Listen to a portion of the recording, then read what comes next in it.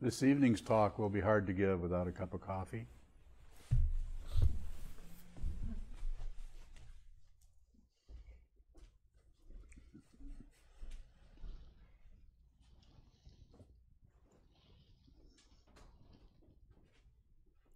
Couldn't resist that.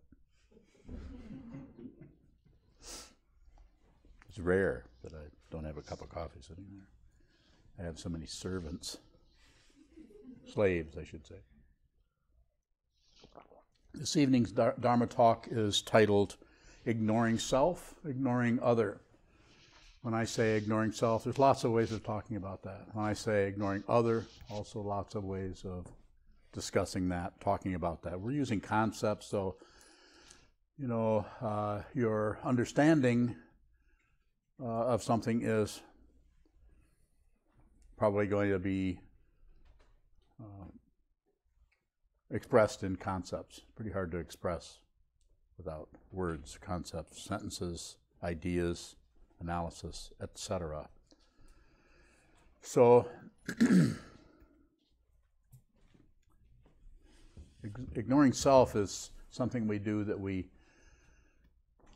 cover up. There's some very simple ways. Thank you, sir. Very simple ways that we cover up that situation that you might not think of as ignoring. One of them would be making assumptions about yourself and clinging to them, ideas, naming. Sometimes you'll be in a conversation with someone and a way that you can see that they're actually ignoring who they are by saying, well, I'm the kind of the person who doesn't like squirrels. Never have liked squirrels. I was raised that way. My dad hated squirrels. My mother hated squirrels. I don't like them either. Ignoring, sure, maybe a simple image, but it's that kind of a thing. We're so casual about throwing a bunch of ideas on top of what should be investigated from the point of view of a spiritual path, from the point of view of understanding, from the point of view of understanding and possibly even solving the constant spinning that we do in our minds that drives us all crazy. Spinning around, trying to get this, trying to keep that away, trying to stop this, evaluating this, judging this, on and on and on, circular. The very circles are a way of ignoring who we are. This is why the practice of meditation, if you do it enough, actually can be helpful, because you are confronted with all of that horse manure. You sit down, hold still, and after a while, it might take a few weeks, few months, few years. Sorry to say it that way. But eventually, if you insist, if you're sincere, and if you keep going, you will begin to see what it is that shows up as a person, as a self, as a separate identity, entity, so on and so forth. So this is what we tend to do. We ignore who we are. Rather than try to see who we are, we immediately jump from some kind of vague idea of me, because we were named when we were very young and given a name, told who we are. This is your brother, this is your sister, these are your toys, and so on and so forth. Now you're going to school, this is your teacher.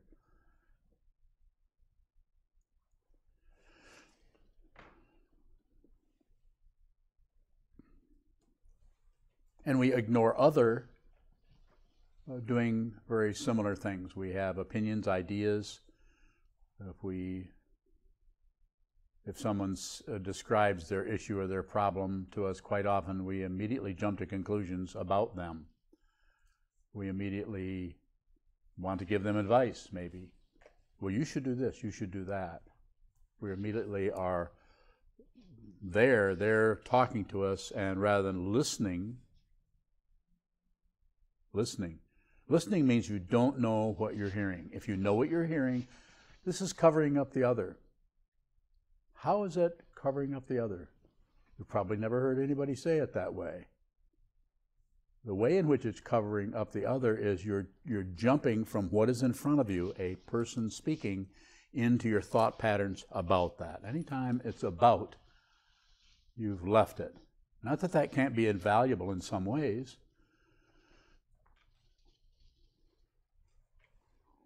But in terms of awareness practice, You have a question? What's the difference between not comprehending what the person is saying and not knowing what they're saying? So if you were... What did I say? You won't know what they're saying. Yes. Well, not comprehending, thank you, because there's not comprehending means you're trying to understand, but you're not quite getting it or understanding it or haven't figured it out, or you want them to paraphrase that or say it again or repeat it, or you might say back, are you saying this, this, and this? Lots of ways. But when I say you won't know, I'm saying if you're really listening, then listening is not thinking at the same time. To listen and actually begin to think immediately as soon as somebody starts to talk is to cover up what's being said. The mind works so fast. You all have had this. All of you have had this in some situation with one person or another. Maybe somebody really close to you. Maybe somebody distant. Maybe somebody was giving you trouble. Maybe somebody you're trying to help.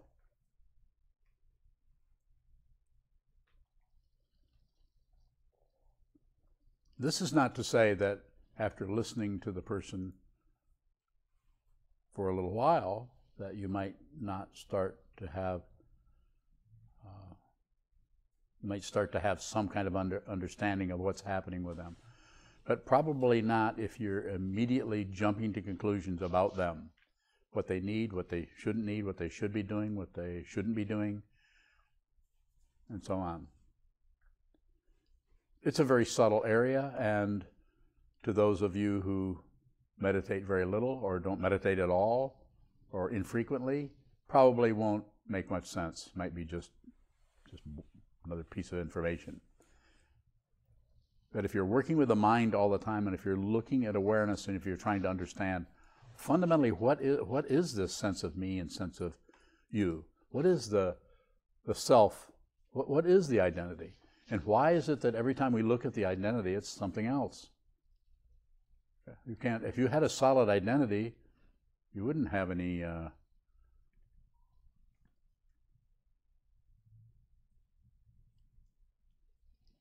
self-confidence problems. You wouldn't have necessarily any issues around who you were and any kind of blaming or shaming or anything happening in that area.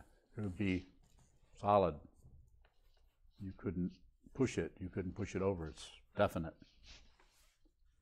Same is true if there's no identity whatsoever. It's pretty hard to do anything with that either.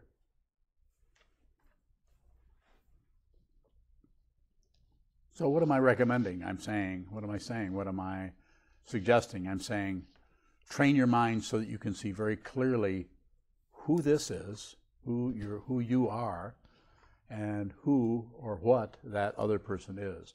And it usually will start by being more and more clear all the time that there's no solid person here. This is always shifting. You can notice how it shifts just by being with someone who's critical of you. Maybe you might say, well, I don't care what people think of me. But probably it's pretty fishy to say that. For someone who's saying that, they're telling you right away that they certainly do care. They would just like you to think otherwise. Or they like to cover it up. Or they don't want to be a person. I don't want to be a person that does that. I want to be a person who is solid, secure, has coffee.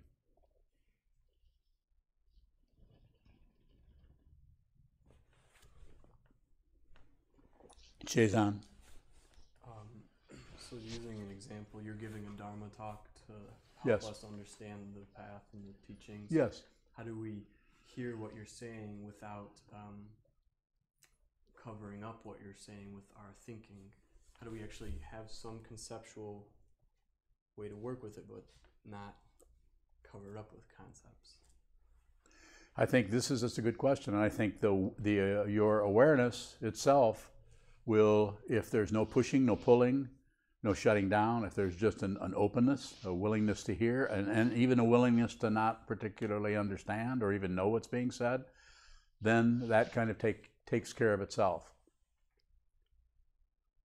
When I say takes care of itself, I'm not saying you'll necessarily understand at a particular time, or you'll necessarily be confused or feel worse off or less clear about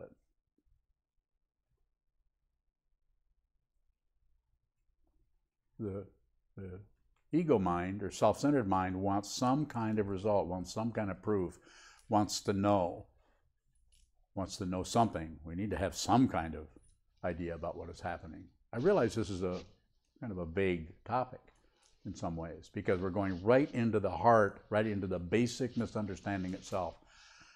There's an assumption with most everyone that there's a solid self here and there's a solid other out there, that there's some kind of intense duality that is taking place. And I'm not saying that the world doesn't function that way. It's just that the fundamental reality of it seems to be that there is not an actual separation at the base. Sheldon. You said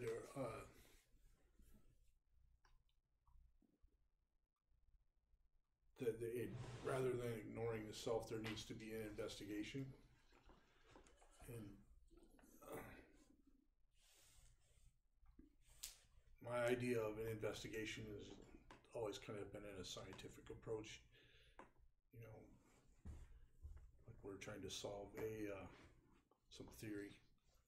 So I've also always had the idea from your talks that that's actually not what investigation is. How does investigation occur without that scientific process? Thank you. So how does that investigation occur without the process of analysis and evaluating this, looking at this opening, that opening, as this is getting larger, getting smaller, and all the various combinations of that could show up relatively. So I would use the metaphor of going into a forest or going up a mountainside or going through unknown territory, which is what it feels like to go deeply into your consciousness or yourself or your understanding or your identity. It can be, you can prevent that by continually coming up with ideas about yourself, opinions. If you have lots of opinions about things, you don't have to look at anything. You can just, every time any kind of challenge comes up, just go to one of the opinions. Well, I've never thought that, I've never felt that way. It's not the way I was taught. Or it's obvious that this and this and this, some kind of, even goes from just the opinion, which is just some kind of rationality that is skewed based on various pieces of incomplete evidence, probably isn't even evidence. And then there's what's called magical thinking, about thinking things that are actually grasping at things that are, one minute we're having someone who's very scientific, and the next minute we're having someone who is totally wrapped up in magic of some kind. So the image that I'm using here that I would suggest is that when you sit down especially when you sit down to begin to train the mind on the cushion, you're strengthening, you're reprioritizing the awareness of what's happening rather than the thoughts about the awareness or the thoughts about the wall or how your legs feel or what's happening in your mind or the passion, aggression, and ignorance or various stories that are coming up that are supported by your different aspects of your life, your relationships, your job, whatever is happening. We tend to go in those things and try to sort them out, make them work, find out who's right, who's wrong, see if we're wrong, should I be doing this, should I be doing that? Quite often, and most of the time, if you're having negative feelings, something's wrong. There's nothing wrong if you're having negative feelings, just like there's nothing wrong if you're having positive feelings. But what happens is that's so seductive. If you're sitting, doing nothing, sitting at the kitchen table, and then maybe someone says something, not intentionally trying to do anything at all, but it triggers something in you, and then you plummet down into some kind of personal graveyard where everything is just terrible. Everything is not working. Sitting practice of meditation or the awareness practice will help you have a stronger awareness about what that is, about what is actually happening, rather than go into some kind of circular motion around why is this happening, why is this going this way, why is this working, who did this, how can I stop this, and all kinds of trajectories that generally end up being, excuse me, circular. So going back to the metaphor of a forest, you can't go into the forest. It's a forest. It's trees, underbrush, leaves, not knowing what's maybe right underfoot. Not too much analysis can happen there because it's all kind of unknown territory. I'm not saying that some aspects of our mind or our thought patterns, our emotions, our passion, aggression, and ignorance don't show up as strong concepts that could be analyzed. But the idea to set out with that motivation to go into that situation with the idea of analyzing everything might not be so workable. It might be better to just see what it is first. And so to see what it is, you have to actually look at it. And to actually have to look at it, you have to put up with, go along with, not necessarily object to, I'm getting to it, that you don't know what it is. But that's not a reason to leave it or abandon it or think, well, there's nothing here. I think I'll look over here. It's like the story of the person who lost their car keys and they're out in the bushes, or not in the bushes, they're out in the parking lot looking for their car keys. And someone says, what are you looking for? I'm looking for my car keys. And they said, where did you lose them? I lost them over there in the bushes. I'm sure you probably heard this. And then, why are you looking for them over here? Well, there's more light over here. So, very similar kind of thing. We feel more comfortable in the light. Whereas what probably is going to have to happen for you personally or for anyone, maybe not, I'm not condemning anybody to anything. You might have to go in your own personal darkness. There's even spiritual traditions that talk about the dark night of the soul, or that aspect of spiritual path in the Buddha Dharma, and then some other non-theistic traditions where you need to go into a really dark space for a while in order to really understand what it is that's giving you problems or is causing you difficulty or suffering.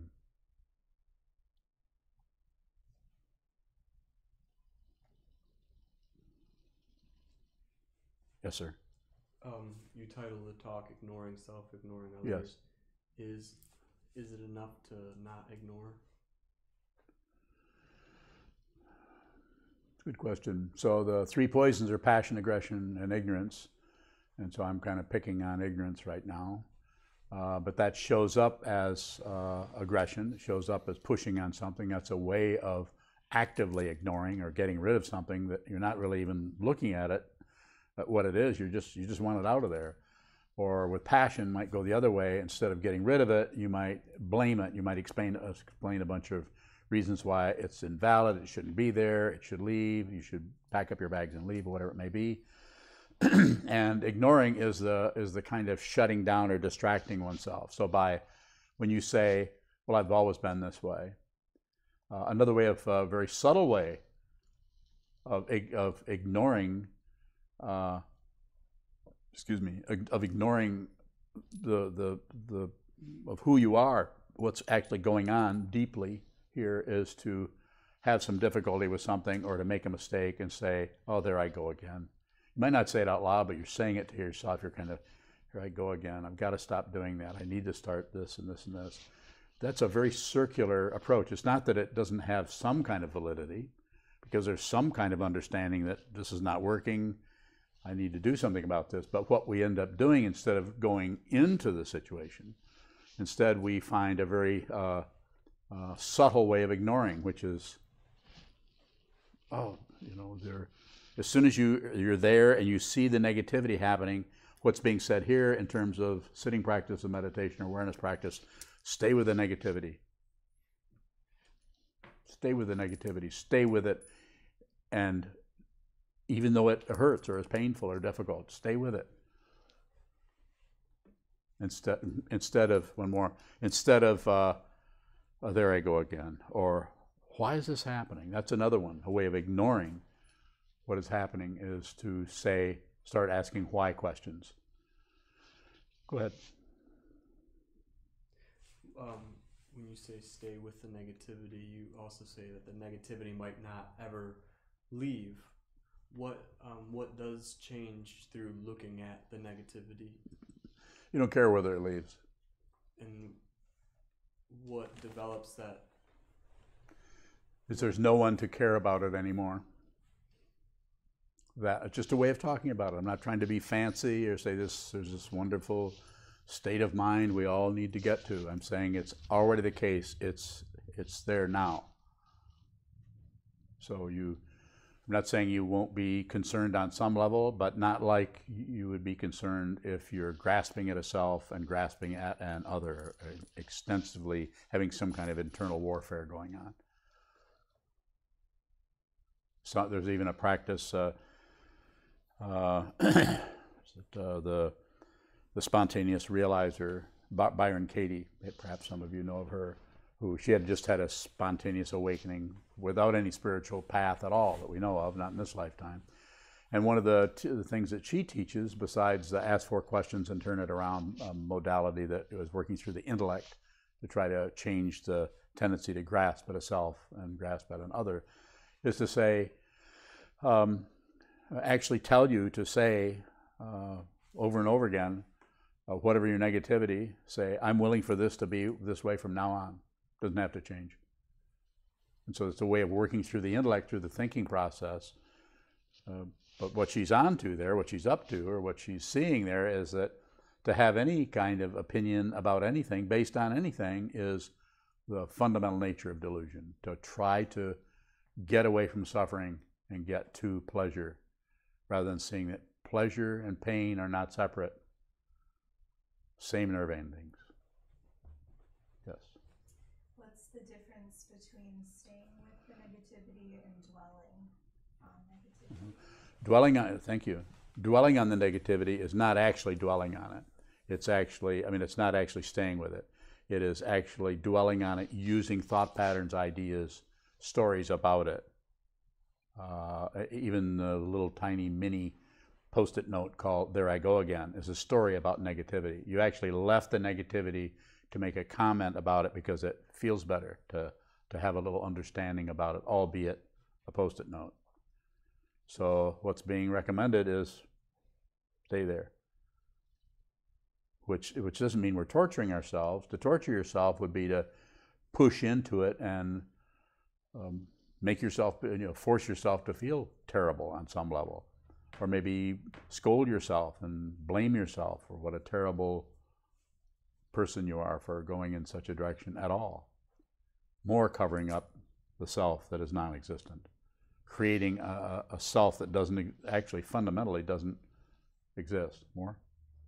Can we stay with negativity while stories about it are still cranking? I think that's the only way you can do it. Just let the story, the difficulty is that we think we have to stop, control something. And what I'm saying here is all you have to do is see that it's happening. And when you just see it without pushing it down, without fluffing it up, without turning away, shutting it off, distracting yourself, then you begin to see what it fundamentally is. And what it fundamentally is, I can say it in 2 words. And this may or may, until you see this, it's just going to be a couple of concepts that might seem peculiar, but what it actually is not separate. Nothing is separate from anything else anywhere. It has separations. The example I always use is fingers of the hand, totally separate. The little finger does not need the thumb, comes in handy. The thumb doesn't really have second thoughts about the little finger. Or do they? Maybe in your hand. But it's a hand. It's not just a bundle of fingers. So both separate and both not separate and yet separated in an incredible way that makes everything work somehow. More? Yes, Bailey? How do we stay with the negativity without maintaining this position within the negativity? If you can just watch the way you leave it, but if you won't be able to see the way you abandon it unless the awareness is really strong, because the way we tend to abandon it is through some kind of conceptual, some kind of thinking that is either positive, negative, or neutral. Any one of those processes will allow us to back away from it, maybe in just small increments. So it seems that the awareness itself, the practice of just being aware and seeing, it's like you're there and you're just witnessing the way you keep turning away from who you are. We settle for some other person who's successful, not so successful, who's doing okay, not doing okay, has had a hard life, has had difficult conditioning, or been treated wrong, or just was not born very good at math.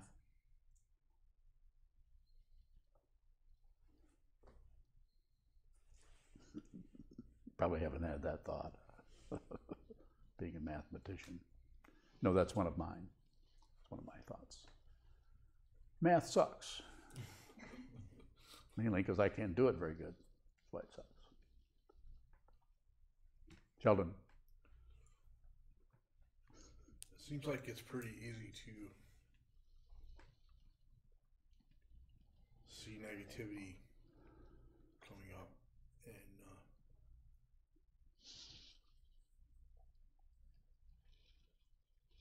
name it and sort of feel like you know what it is, rather than just being with it. How do you know which is which you're doing? Being with it or just naming it and ignoring it?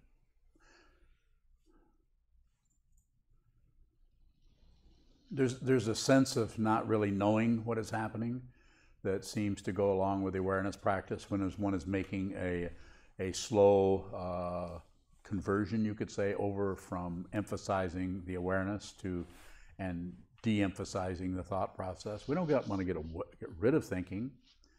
We just don't want to let it be in the driver's seat all the time.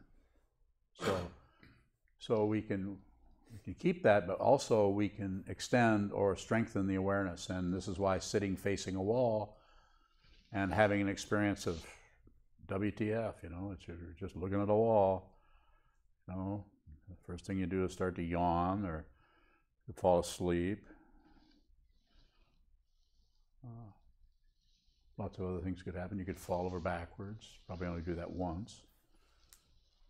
And maybe things will irritate you. But if you stay with it, if you just are insistent, have a little bit of what I call transcendental stubbornness, stay with it. It's difficult to do that unless you have had some kind of inspiration through something that's been said in the teachings, or something that has happened with someone you know who is a meditator, possibly someone who is a teacher. Something usually happens like that something is triggered and you feel like there's something you could understand by doing this. So therefore you come in and do something that ego is basically telling you when you're sitting down, as you probably know, doing shikantaza, facing a wall, day after day, hour after hour, week after week, month after month. Ego just will keep coming up or rising up and saying, you're not really getting anywhere. Why are you doing this?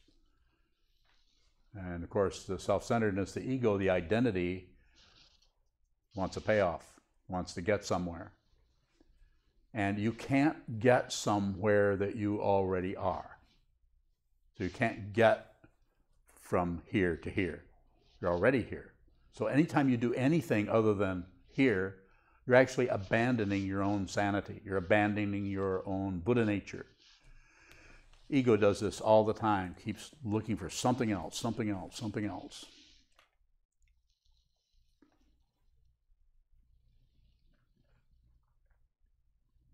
Yes.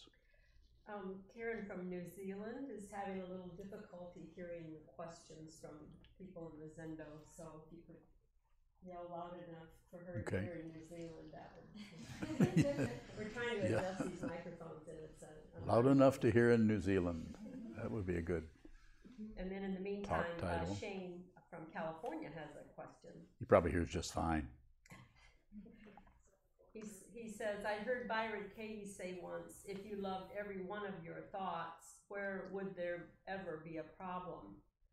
On some level, does an awakened one love all their thoughts? Yes, but the love with thoughts or whatever else is arising, human beings, thoughts, I sometimes say that every thought that is arising in your mind is an opportunity to observe the vow of not killing. Don't kill your thoughts. Don't do anything with your thoughts. They're all just like living beings. The difference there between what I would comment on there as far as loving your thoughts is it's not the attachment or the craving or the grasping kind of love, but the kind of love that just is open and allows something to be what it is. Someone who really, quite often it's seen as your mother's love, might be the only person who ever really has completely accepted you the way you are, although there's some people have difficulty even in that area. And that quite often happens because the person's mother didn't get such a fair shake when they were being raised. But it's more a sense of, you could say, it might show up in a relative way of being appreciation. To actually appreciate your thoughts. I think I said a day or two ago that you're never really bored, because even boredom has a kind of entertainment to it, just that you would have an emotion or a feeling of not enough is happening. There's not enough circus going on. Even that is interesting, the way the mind will go there. So I'm not so, I don't know if Byron Katie might talk about it that way, but she's also working through the intellect and through the thinking process. Her way of teaching is that way. She doesn't particularly teach meditation, although she's run into so many people who are spinning in circles that even now I think even she's recommending people meditate. Hold still, watch what moves, watch the mind.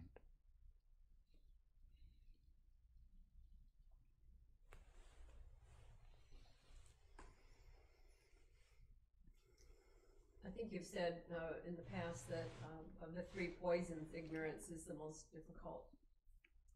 So is there some hint that can alert us when we're in the midst of our ignorance?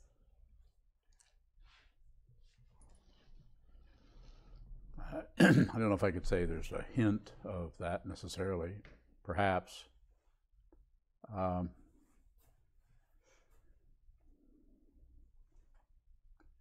It seems like if there's a shutting down, I think we all, on some level, have a little bit of an idea when we're turning away or shutting off something. Sometimes it's a very obvious situation, like where we're bored, and we don't want to just be bored and sit in our house. We want to do something, so we go to a movie or turn on the television, or we look for something else. So I think it might show up that way. The kind of boredom or kind of ignoring that I'm talking about, as far as ignoring self, ignoring others, has to do with enforcing an identity, whether it's a positive identity, a negative identity, any kind of identity at all. Any kind of a grasping at some kind of description of who you are is a way of ignoring who you are. And who you are, I'll say it again, not separate. It's not like there's an empty dodo running around who no longer has a self, like a zombie or something. But it's more like that everything is welcome to come and go. That the most negative feeling can arise in your mind, and it cannot find someone to accuse of feeling that. The feeling is there. There's a negative feeling. It arises. But negativity arises inside, outside, everywhere. The sense of inside and outside is gone. I'm not saying it's totally gone.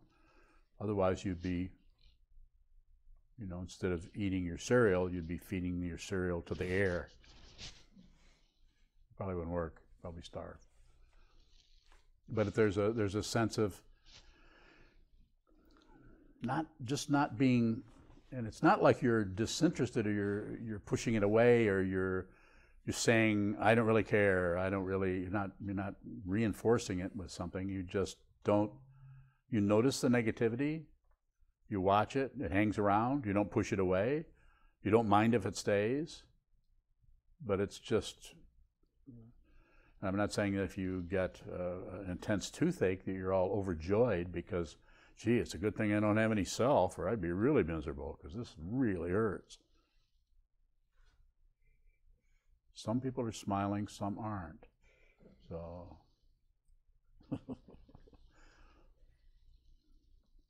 so it's a difficult, here I am endeavoring to use concepts to talk about something that I have some insight into. But it's difficult to put that in concepts in such a way that is going to inspire you or encourage you to go back to the cushion, sit down, and just get to know yourself. Just the way my teacher, Chogyam Trungpa Rinpoche, said so many years ago, make friends with yourself. Sit down, and it's just another way, my way of saying that is, if you have negative thoughts, don't do anything with them. Don't try to get rid of them. Don't agree with them. Getting rid is aggression. Agreeing with them is passion. Saying, well, of course I'm going to feel bad. Look at the way she treated me, or look at the way I've been raised, or no wonder I'm a mess, or no wonder I'm having this or that. And of course, the other one, the most difficult one, completely shutting off from it or distracting yourself into something else. Oh my, there's a mouse.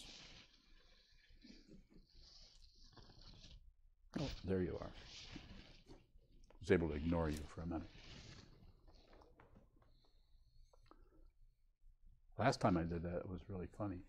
It was so funny this time. Another question from Shane in California. Yes. He asks, what doesn't take a position on what arises? That's true, it doesn't.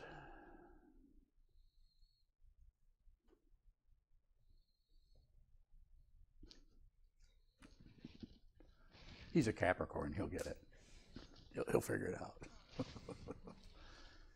What doesn't take a position? That's true. What doesn't take a position? That's a complete statement.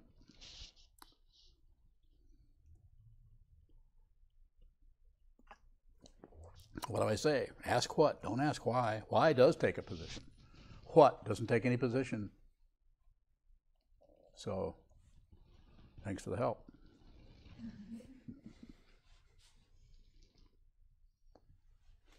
Question from Steve in Cleveland. No. He asks, hi. Hi. No Not yet. Maybe later. No, I'm already high. I'm high on life. Heard that. No solid person, only continued change, but we attach to our fabrication. We do not feel comfortable with the unknown. If we observe this process, illusions will be dropped. Thank you. If we observe the process and see that the observer is the observed, the observer is the confusion. So there's no separation. It's, again, coming back. Not separate. We separate out. Have you noticed how we do that? You have a negative, it's you having your negative feeling, or you having your pretty positive feeling. Feeling pretty good. It's my birthday. Strawberry shortcake. It's all right. Is that what we had? Was it my birthday? No. It was Sheldon's. So we separate it out. It's interesting how we do that, but what Steve is saying down in Cleveland they'll be dropped, but they won't be necessarily gone. It's just that they won't have the kind of plus and minus dynamic that they had before, like something's there and now it's not there.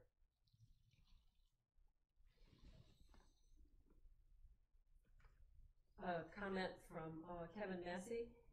Yes. He says, Sokuzan, what great relief to have your guidance on this path. I am very thankful for all the training you have undergone and your tireless commitment to the 3 jewels. Om Swaha.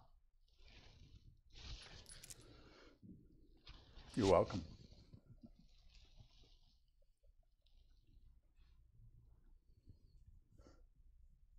Further questions?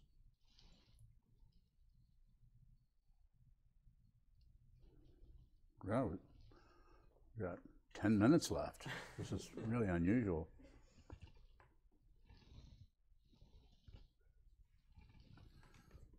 Further questions, or we can stop? Yes. In our study of Vasubandhu study verses, and my memory's not so good, but in the first verse we were studying on whatever night it was, Toto. Tuesday, Monday. Stephen Anaker starts out with the first verse saying the metaphors of self Yes. and events. And so we looked up the word metaphor. Is there a metaphor, something that represents something else? Mm-hmm. So how is it helpful to have that kind of an image, or is it helpful? Events? To have the image of self, the metaphors of self and events. Well, I think that's good, yeah. I mean, you could say self and other, but the other is always the other person or the event or the words or the incident or the things that occur or the thoughts that you have. And so there's the self and events, and fundamentally they're not separate, but they sure look like it. I mean, it's extremely convincing. You can't go and walk into a building and just take something that doesn't belong to you and walk out and say, well, we're not separate. Me and that loaf of bread are one. The police officer will not appreciate that kind of philosophy. So it's the understanding, the perception of seeing that if this is actually seen, then to go back with a similar kind of metaphor, it's like there isn't anything that doesn't belong to you. But the clarity comes from seeing, just like you see the separation between the 2 fingers, you never get these confused. And if you see what is true, if you see the no separation, you'll never be confused again by your body and someone else's body. You'll never trample into somebody else's territory. Not only physically, but you'll also have tremendous respect for someone's, you've heard me say this many times before, not only for someone's clarity, their intelligence, but for their confusion. Keep your distance, stay out of people, don't give advice. And of course, I'm sitting up here and I'm saying you need to meditate. But other than that, I don't give a lot of advice. Unless I'm asked directly about specific things, then I may say a couple things.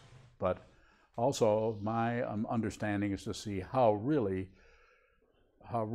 difficult it is to step into somebody else's mind or their understanding and meddle around with that, because they really need to understand it. So all you can do is keep your distance and be as encouraging as you can for them to look at it. And if you're functioning as their teacher, that might take lots of different forms. It can take a form of, as my teacher, Chogyam Trungpa Rinpoche, says in the Myth of Freedom, the function of the teacher, of the guru, is to insult you. This doesn't mean the guru or the teacher is deliberately insulting you, but they're functioning in relationship to you as they are.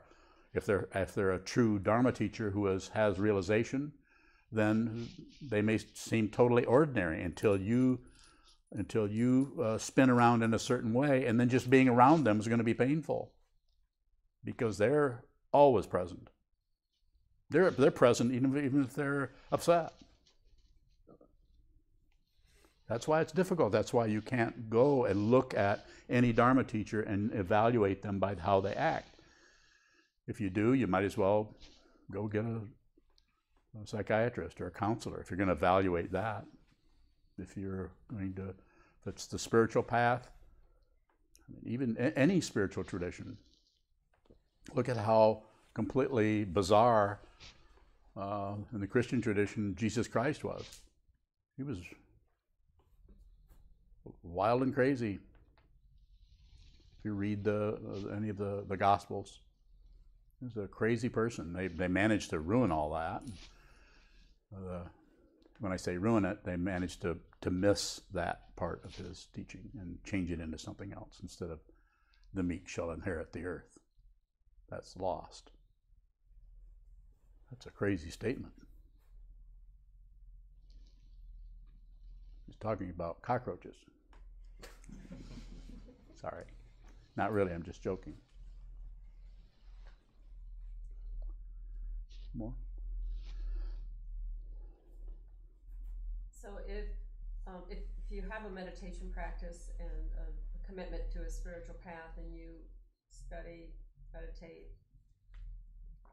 and there seems to be a lack of understanding,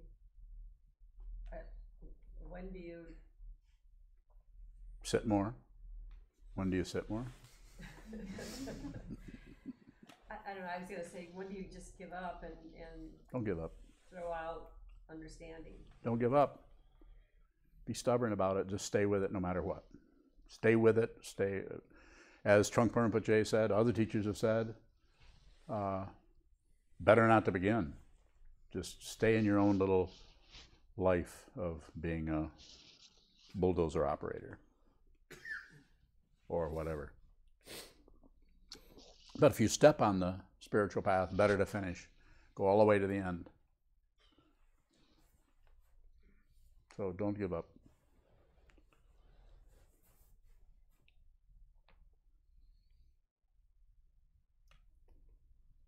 So, a question about, like, just in study,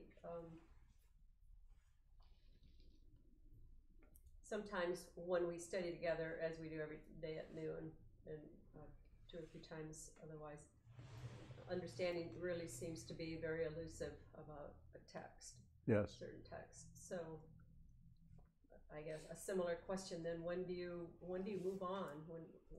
At what point do you Move on to another text? or just, again, a cave to not being able to understand in a particular way?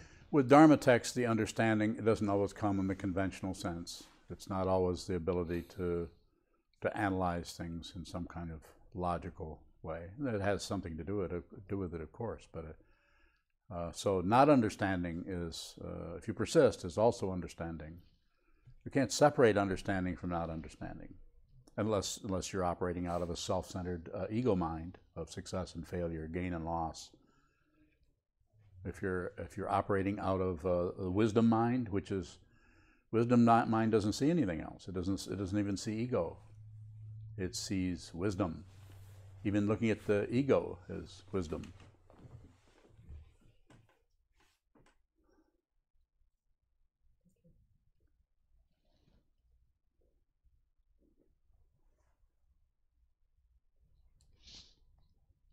We have time for half a question.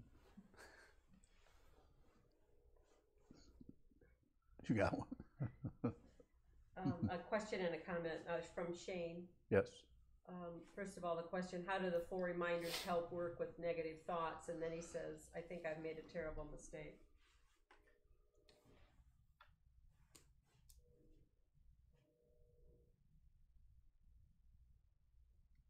I'm not following that. Is that part of the question? The 4 reminders? How do the 4 reminders help work with negative thoughts?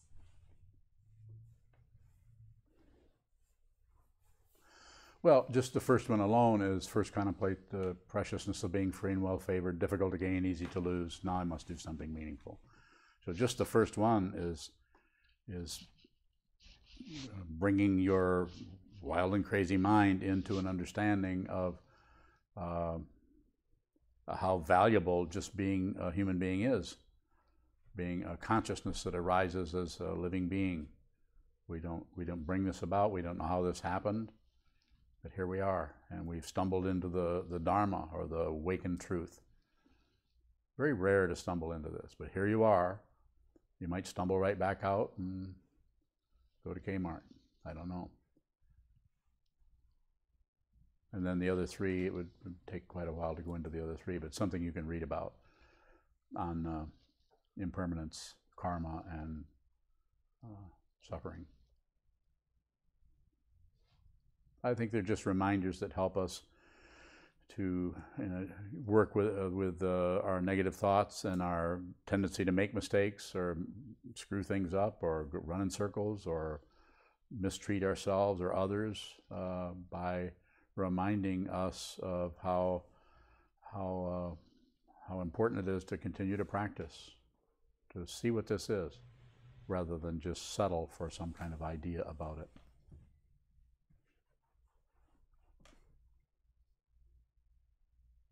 Thank you so much.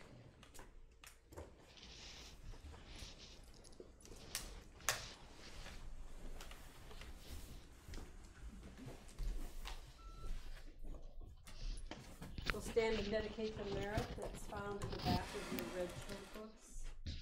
I'd also like to call your attention to the donation boxes that are in the hallway. We gladly accept any kind of payment, almost any kind. There's both in the boxes and online as well. Thank you.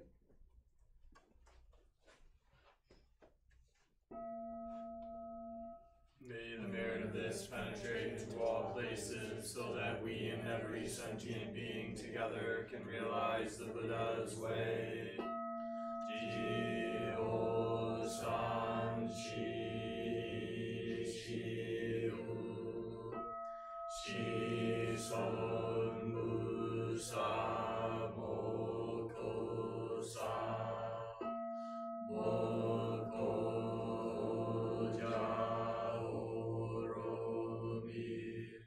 The 10 directions, the 3 worlds, all Buddhas, all venerable ones, Bodhisattvas, Mahasattvas, the great Prajna Paramita.